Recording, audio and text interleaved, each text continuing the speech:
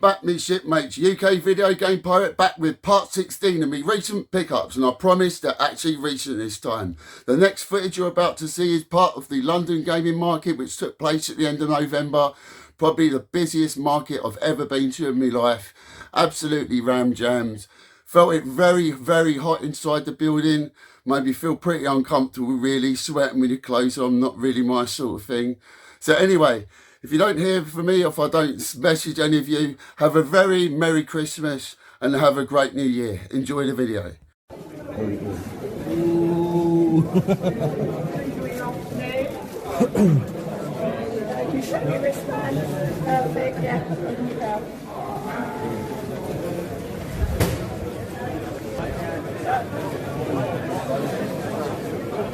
We've got one, so thank you.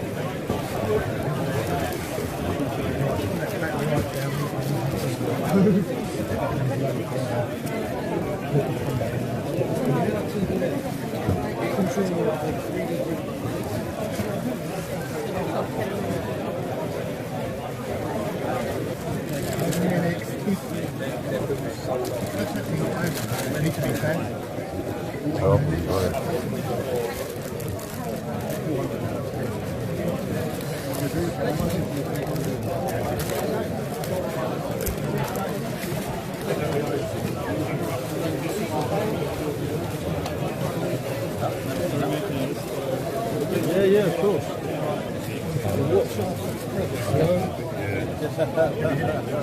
What's the fresh press? Seriously.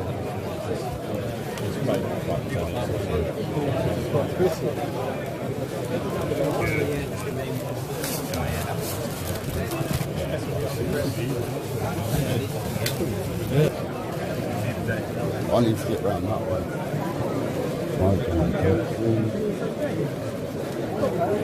That's a bit of moonwalker.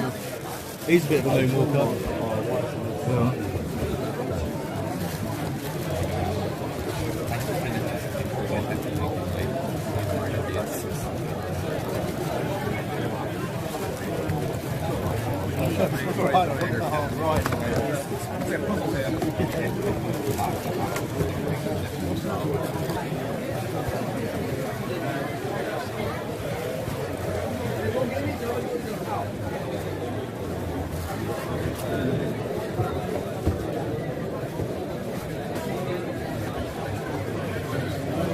Tramp around cold chips.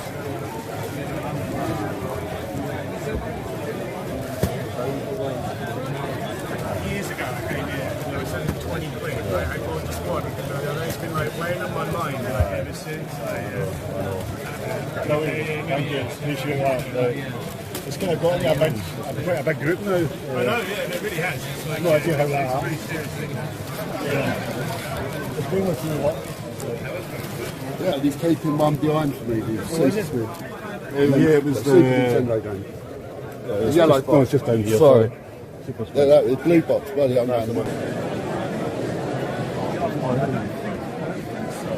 Right, Stu.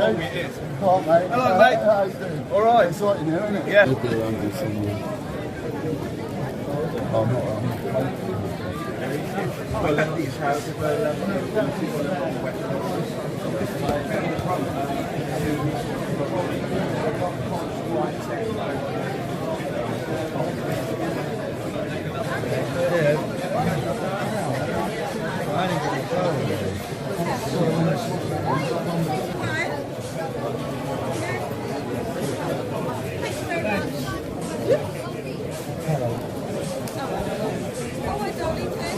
Top one.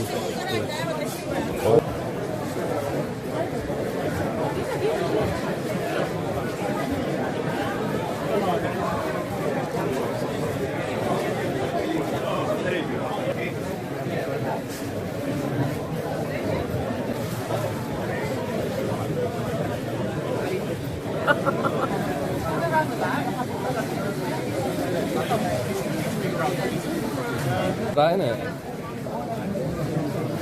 Yeah, but it just looks.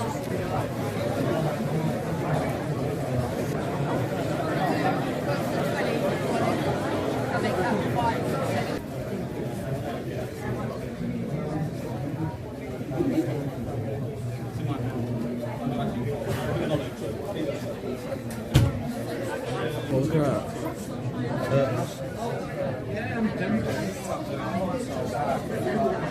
Yeah, they've got some of the figure some of your old style. Everyone's having my parents' house goes every single one of them.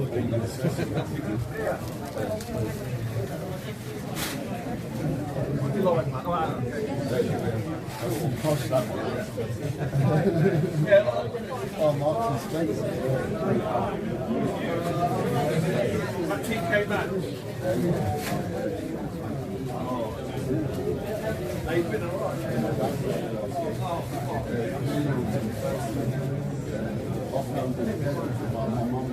Probably speak today, I'll be here till the football starts, doesn't it? So I'll probably be watching it out there. That's like it. See you in a bit, mate.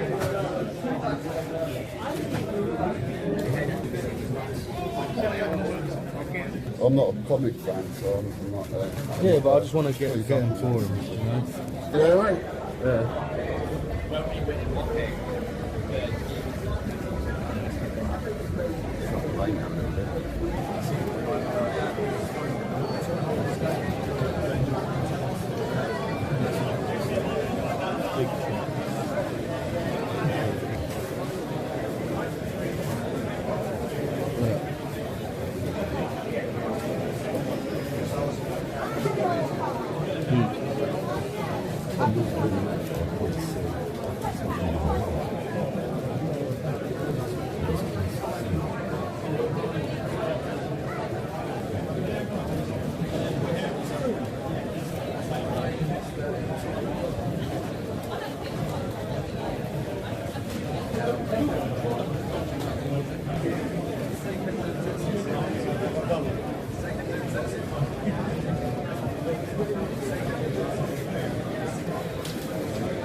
Yeah, I am.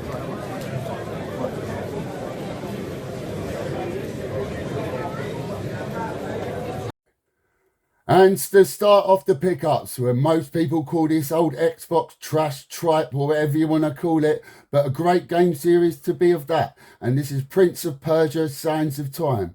I'm not sure if this had a remake in later generations, I might be wrong, but actually great Prince of Persia game, great Xbox pickup. Yeah. And the next game is Midway Arcade Treasures 2, and I think I owned the first incarnation of this game combination, and I think there is another one as well, number 3, but as I say, Midway Arcade Treasures number 2. Ready? 1, 2, 3. And the next game here, a game I actually picked up at the London Gaming Market of Tootie UK himself. Gave me a great deal on this. I've never actually played the series of Batman games on the original Xbox. I'm not too sure if this is one of the greatest either, but Batman Rise of Sinshu. These games is I should have put these together really. I didn't realise I ordered the trilogies. This must have been a few months ago I got this, and I think these games were actually picked up off my mate owing me money and him going in his loft picking out a load of Xbox games, and I totaled it up off the pricecharting.com and worked it out like that, and this is how I got a lot of these original Xbox games. I just remembered now, and I think of these Prince of Persia games were part of that deal. So Prince of Persia, The Two Thrones. And nextly we have Prince of Persia Warrior Within, just the same as before, part of the deal with my mate, Prince of Persia Warrior Within. And again, I have another double pickup here. This first one is Mech Assault, the first one in the series, if this actually became a series. I'm sure it did, and the new one recently came out, did it on Xbox. I'm not sure if I'm imagining things or not, but there's the first Mech Assault. And secondly, we have Mech Assault 2, The Lone Wolf. This is actually not a game series that I've ever played before, but as I was going through for decent Xbox games to put into my collection, these two came up. So, Mech Assault, Lone Wolf. And the first game, I believe, in a series that's well known and still going today, Far Cry Instincts. Or was it Far Cry Predator? I'm not sure if that was the one on the 360. But this, I believe, is the original Far Cry game. Came out on the original Xbox. Never played it myself. As I said, during this game period, this is very much my raving period in London, so I've probably seen it before. Anyway, Far Cry Instincts, and I think this is part of the deal off my mate. And next we have here, and next in the series of Micro Machines, obviously most well known for starting on the Mega Drive and the 16-bit era consoles, and it's moved on here to Micro Machines. Was this the 7th or 8th generation? I can't remember which generation it was, one of the two, 7th I think. And so we have Micro Machines on the Xbox. And next here we have Secret Weapons over Normandy.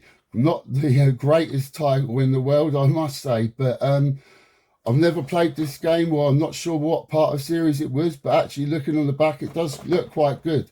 My sort of go-to game during this period was Wings on the Amiga, if anyone remembers that. So Secret Weapons over Normandy. And next, 2 Star Wars games on the original Xbox, starting with Star Wars Obi-Wan. Again, I played Star Wars Revenge of the Sith on the PlayStation 2. I do own it on the original Xbox now because that is my main console for multiplats of that generation. But maybe I should go back and try these. It doesn't look too bad, to tell the truth. And it's Star Wars Obi-Wan.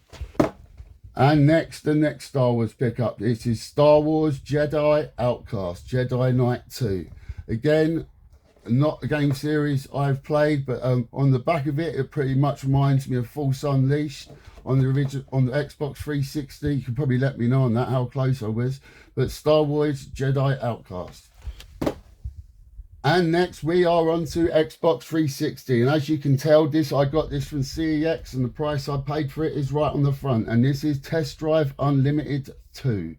So £5 I paid for it. I can't remember when I picked this up. This must be back in August. This might have been if it was in CEX. Anyway, Test Drive Unlimited 2.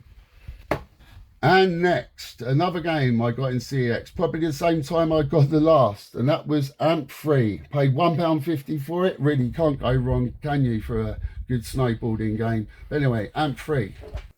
And next, the sequel to Ace Combat 6 Fire's Elimination. We have Ace Combat Assault Horizon. Again, you can see I got it from CEX. I must have picked these all up together, these CEX games, you see. £2.50 I paid for it. Can't really go wrong. And now, probably one of the worst of the Harry Potter films, I think most people could agree with me on that, is Harry Potter and the Deathly Hallows Part 1. Now, I actually haven't played this, and I think I have played all of the other Harry Potter games on the Xbox 360. For the bad rap they get, I didn't mind them, to tell you the truth, but I have got a pretty high tolerance level when it comes to games. But anyway, Harry Potter and the Deathly Hallows Part 1. And now, Mercenaries 2 World in Flames. Another game I got in CEX. Paid £2.50 for it. Can't go wrong yet again. Okay, and now these are, I think this is one of the more, tell if I'm wrong, please excuse me, one of these Souls-like sort of experiences before it came out sort of thing. And that is Ninja Blade. And maybe, maybe along the lines of Ninja Gaiden, maybe how it's supposed to be now. But I saw it was only £3. I'll probably give it a go, see how quickly I die. Anyway, Ninja Blade. Okay, and now we have the DLC for Red Dead Redemption, the first game on the Xbox 360. And I actually bought this on the DLC digitally back in the day. And I saw this, it was £8. I thought, sod it, might as well get it now. Might not see it again too much in the future if these things start to disappear. And that always does happen, doesn't it, really? So that's Red Dead Redemption Undead Nightmare. And lastly, on the Xbox 360, a game that very much got bad rap. I've never played it. It is a game with Resident Evil co-op game. So one of the few Resident Evil games, or maybe the only Resident Evil game that has been, I'm telling a lie there has been a couple of Resident Evil games, and I've actually completed them. But this, I believe, was a 4-player. I think up to 4 players you could play this. But I've never actually played it. I really always wanted to give this a try one day. As you can see, I paid £5 for it. Maybe I know it was at a lot for something that's not considered a good game on the Xbox 360. You let me know. Anyway, Resident Evil Operation Raccoon City. Okay, and now we're on with the two Xbox One games I have. Sorry to put you through this, anyone that's sick of seeing these Xbox pickups, but the good stuff's yet to come. And we have Tom Clancy's Ghost Recon Breakpoint, a game I actually played with my friend, very much enjoyed it. Some parts of it were hard and frustrated me slightly, but we only played it with two of us. So anyway, very much enjoyed it, even though people haven't rated as highly as the one before. I can see why that. But anyway, Tom Clancy's Ghost Recon Breakpoint. And next, the remake of a very good game, and this is Resident Evil 3. I only got this recently. I haven't played it yet, so I can't really comment on how good the remake 3 is. But judging by the last one, Resident Evil 2, which I did complete, it's going to be in for a very good time. Anyway, Resident Evil 3. Okay, and now on to the modern stuff. And this is a game that can be played also co-op, but I played this through on my own. Another game that's got bad rap, but I actually didn't mind it. And some people go, oh, it's one of the worst games I've played. It is far from that. Please do not believe that. I'm not sure if it's down to what character you pick.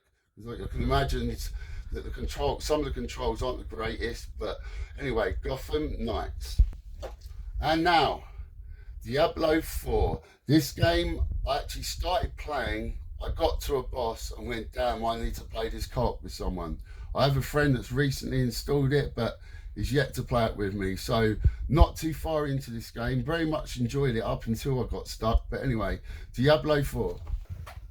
A game I'm actually playing at the moment, and that is Street Fighter 6.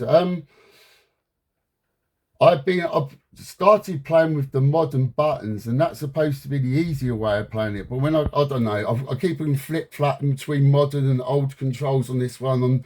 I think if I play online, I'm probably going to go for the modern control option because of some people I can imagine will absolutely annihilate you. But so far, I actually do prefer Mortal Kombat that came out recently compared to this. But a lot of people might say, no, that's not right. But anyway, I'm not saying this is a bad game or not, but just by going what I played at the moment, I preferred Mortal Kombat. So anyway, Street Fighter 6. And Talk of the Devil is the game I was actually talking about, and this is Mortal Kombat 1. As one of the games that's actually suffered one of the poor naming things, such as the Call of Duty has suffered from recently. Loads of games having the same name as games that have come out before it. But anyway, this I very much preferred to Street Fighter. Very much enjoyed this. Almost 1,000 gamers scored it. But anyway, Mortal Kombat 1. And now, a game I'm almost at the end at. I believe I am on the last world of this game.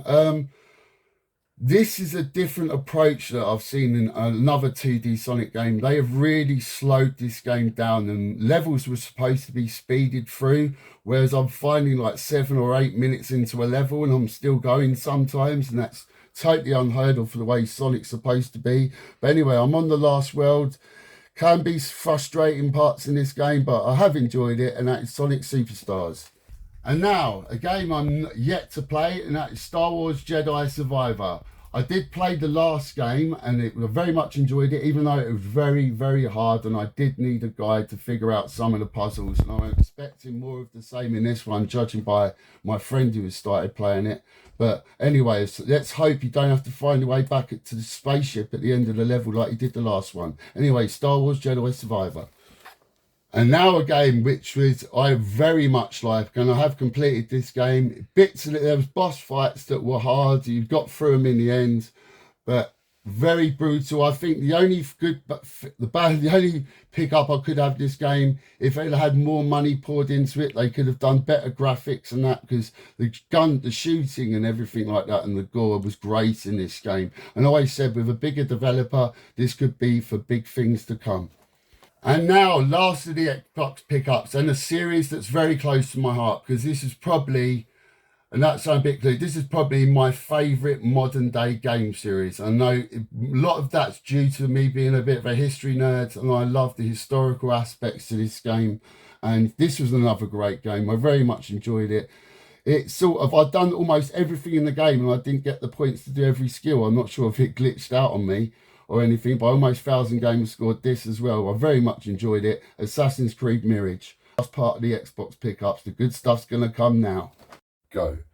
And now on to the good stuff and on to the Sega. There's about 6 or 5 Sega items here to show you, and starting with the one and only Master System game that I've been after for quite a while, with the good condition manual and the hang tab and good condition box, and that is Renegade. Probably a lot of people's favourite beat 'em up on the Master System, certainly mine.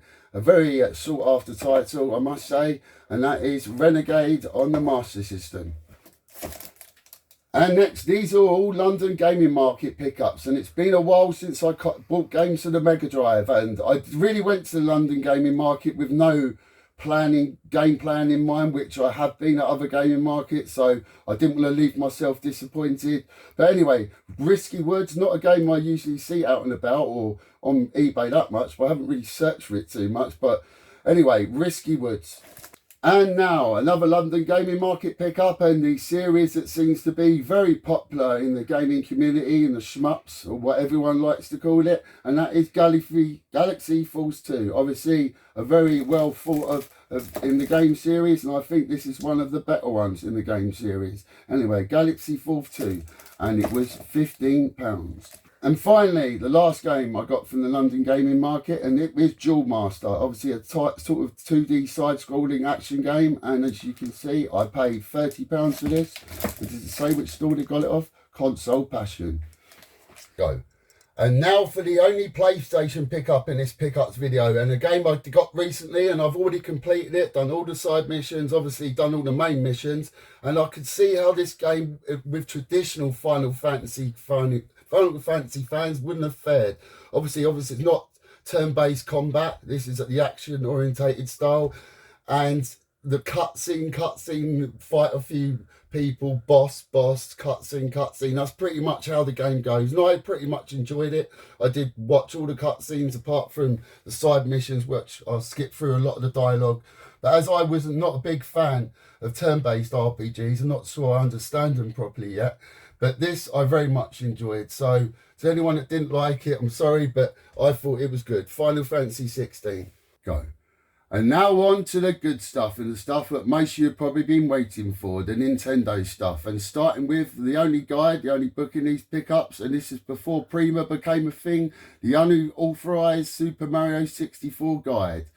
And this is something I never achieved, was getting 120 stars. And I thought, sod using YouTube, let's get a guide, shall we? This is the way I like going through my games, if I need a guide through it with one of these. So, you don't get ready for the games. That is Super Mario 64, the guide. You cheating fucker. Go. And now the goodness begins, starting with my NES pickups. And not a game you commonly see in this UK region, that says Styanax, if that's how you pronounce it. Excuse me if I'm wrong. And a game I've actually been after for a while. I'm not sure if I had to import this from America. I think I might have had to. But it is, I think it isn't even the PAL version, because I know it did come out in these regions. It could be the American version, I'm not too sure, but I don't mind either way. Anyway, it's Styanax. And next, this was actually part of a CEX roulette that I did that turned out well for me. Actually, there's 2 of them I did, and they both turned out well, and the next one will be the next game. This is a game I never played when I was younger, and I actually recently played it on the NES app on the Nintendo Switch, because I do have done online, and that is Dr. Mario. So obviously this sort of came off the back of Tetris, and this, I'm not sure if it's been seen since, but anyway, Dr. Mario. And the next game to come out of the CEX roulette, and I actually found it hard to find this on eBay, surprisingly enough. You always used to have the manual missing or bad condition, but I got this on eBay roulette, not eBay roulette, CEX roulette, sorry. Did 2 of them, both turned out well for me, manual in great condition and everything. And I've actually got one coming in the post right now that I'm gonna video when I get, will be my first CEX roulette unboxing. Anyway, Life Force, another popular game in the shmup series. Now on to a game that didn't come out in PAL regions, and that is Dragon Spirit. And I believe this, I'm not sure if I got this off a UK seller or if I got it off somewhere in America, I'm not too sure. But anyway, we have Dragon Spirit, the new legend. And next, one of your more high hitters, not one of the most expensive NES games I paid for, but we have Street Gangs. This is also known as River City Ransom, more commonly known in the USA and everywhere else to this day. I think Street Gangs is very much a name that was left in the past. So we have Street Gangs, also known as River City Ransom. It's one of the more common games, not one more of the expensive games, and this is Diggity Rock. And a lot of people are fond of this game. I'm not too sure because I've never actually played it. I thought it didn't look too bad, so I thought worthy of my collection. And now, the second in the series, the Adventure Island Part 2. And I do believe, is this part of the Wonder Boy series, but Nintendo's version of it? I think so, but I'm not too sure. But this is the second part. Obviously, you do have the original part that came out on the NES at all, called Adventure Island, so partly enough. But that is Adventure Island Part 2. And now, the next two games are two games I've been after for a very long time. And I always missed them for a good price, in good condition, with good manual and everything. And I always found this time, most of the time, that part was missing or the manual was buggered or something like that. But that is Kid Icarus on the NES. I was so pleased because one of the goals I had hit for myself was to hit 100 NES games before December. I believe I achieved it by the end of October, and I wanted to have this game in my collection by then, and the next one I'm about to show you, which is even more of a bugger to get a handle of. But this is Kid Icarus, the series. Okay, and then lastly, this is my last NES pickup, and this was the biggest bugger to get hold of in the years I've been collecting retro. People say it's a bit common, but to have, like, basically this, I'm not sure, but some of them have the hang tab here, but this one doesn't. I'm sure this one was one of the ones that had a hang tab. But this I'd recently tried to buy at several gaming markets, including trying to buy it from Doorway and Dorkness, and there's always something wrong with the manual. I knew when it had been in Doorway to Dorkness for a while, I thought someone would have had it by now for that price, because this is going for a higher price now on eBay. But I managed to grab it for the price on GamePriceCharting.com. And this is actually, I actually got a story of this game. This has only had one owner. This is straight from the original buyer, and he hardly played it. He kept it in really good condition since he was a kid, and I was lucky enough to grab it off him for the game price, the right price on PriceCharting.com. So this is the last of my NES pickups. On to the N64. Go.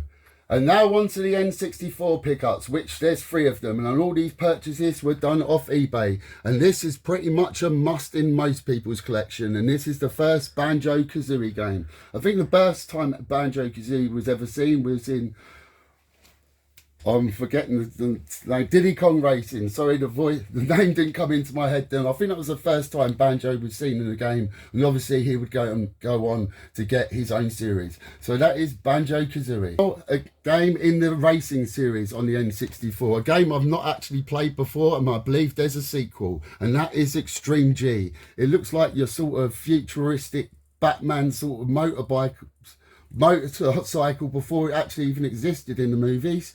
But this is Extreme G. Lastly, a game that I used to love in the arcades, the original track and field game, and I'll go on to like them on the PlayStation and sequel consoles. But we have here Track and Field International Summer Games on the N64. I never played the N64 version, but I believe I did play the PlayStation version. I can imagine playing these games these days. It could probably get very sweaty with all that bushing, batting and all that. But this has happened to be a sport I was very good at when I was younger and done it at a very high level. But unfortunately, I had no passion for the sport like my dad did, who was an athlete. But anyway, Track and Field in Summer Games. And now my only Super Nintendo pickup from the London gaming market, and that is Super Swift. This is, I think, my first pickup of the day when I was sort of hunting around that very packed sauna hot room, which I very much didn't enjoy being in, trust me.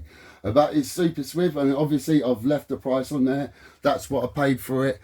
I do need to change the box protector for it because that is a bit naff. I think I've got a spare one in there, but it will get changed. Anyway, Super Swift. And now lastly, one of 2 Switch pickups, so modern day pickups back to modern day pickups. And we have here the Wonder Boy collection. I probably started off playing these game series on the Amiga, and I'm not sure if that's the best version of Wonder Boy 3 Monsters Land, of whatever one it was. But that's how I started this collection. I actually went back, I can't remember what it was on. It might have been on the Amiga Mini, actually. I actually went back and tried playing that game, but it was very hard with a joystick. But I'd like to try it with a controller. So when I get ready on to open it and playing it, I'll give it a try. The Wonder Boy collection. Lastly, the last game I have to show you here today, and it's obviously the Mario game that came out recently, and that is Super Mario Brothers Wonder. I actually can't comment on this, as actually you can see it's still sealed.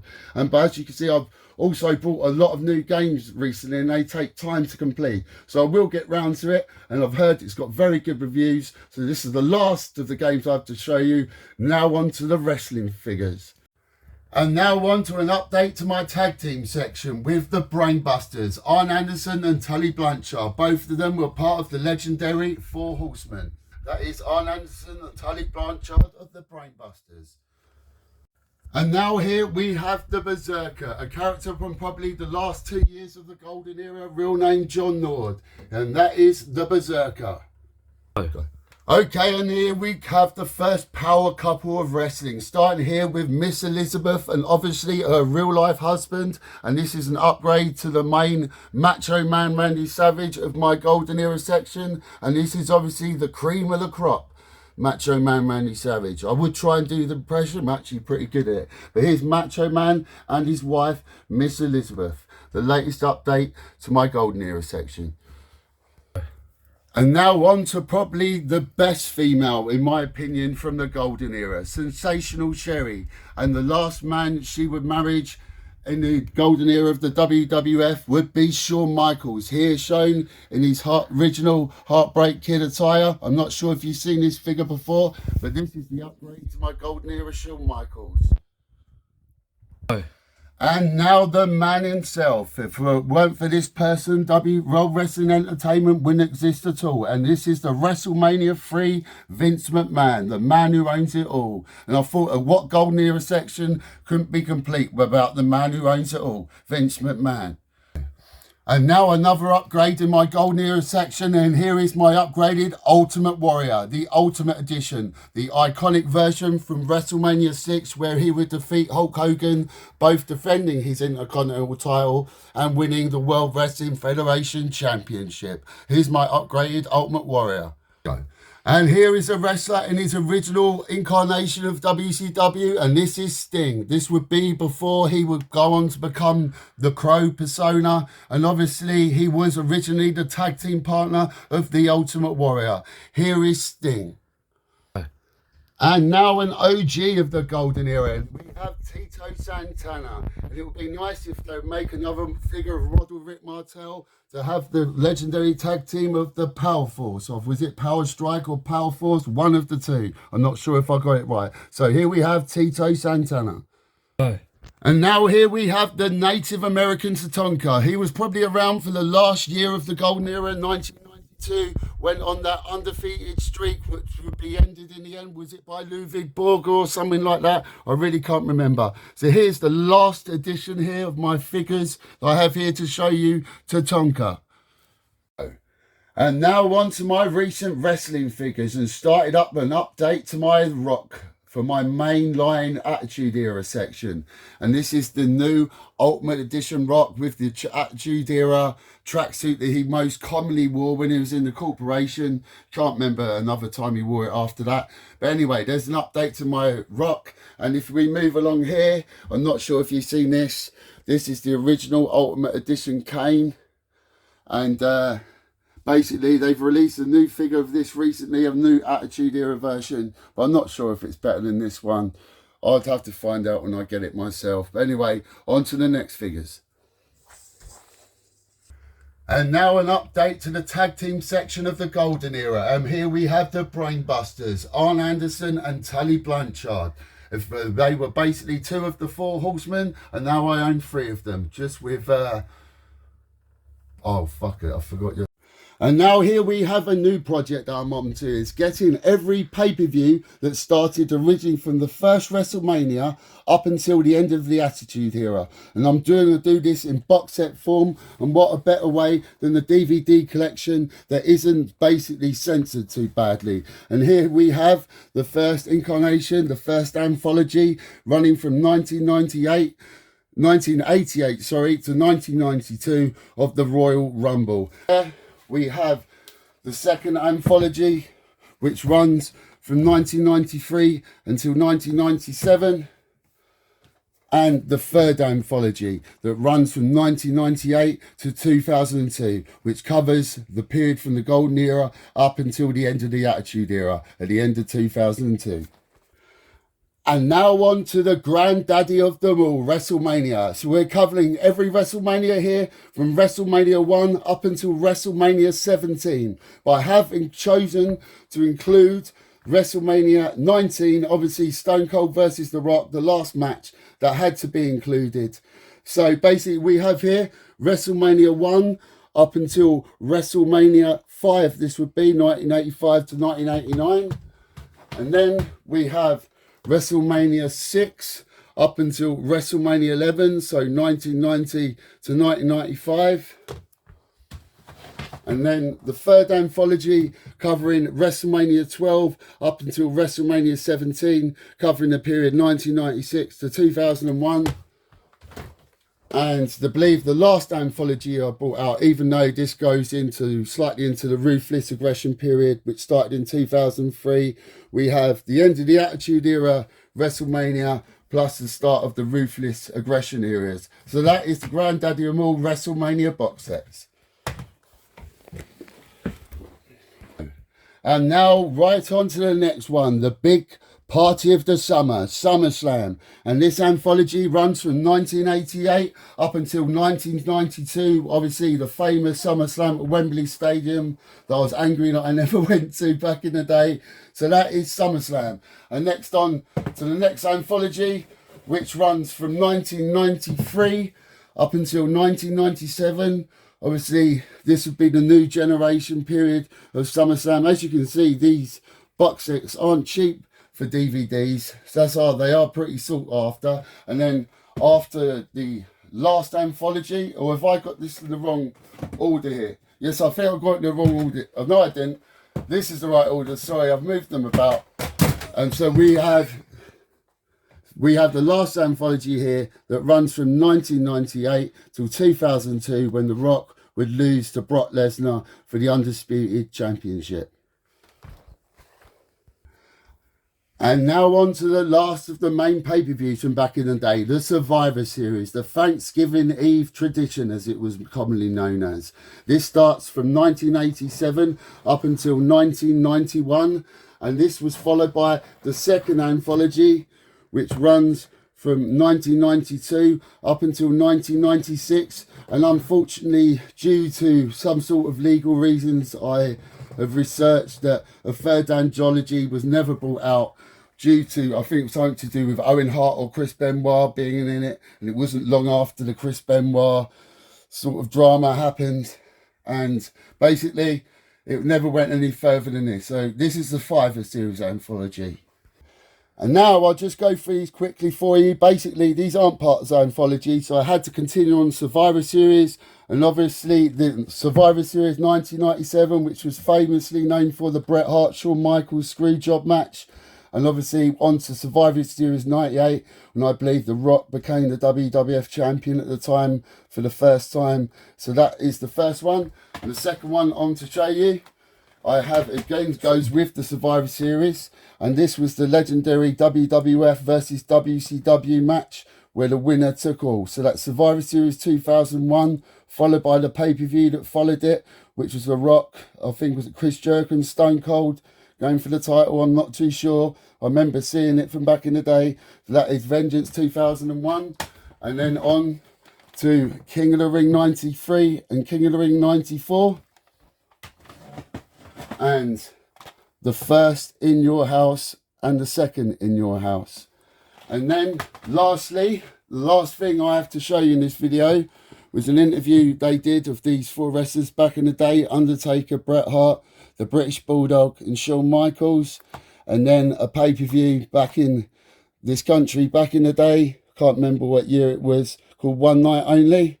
But that is all I have to show you, me shipmates. So until next time, goodbye.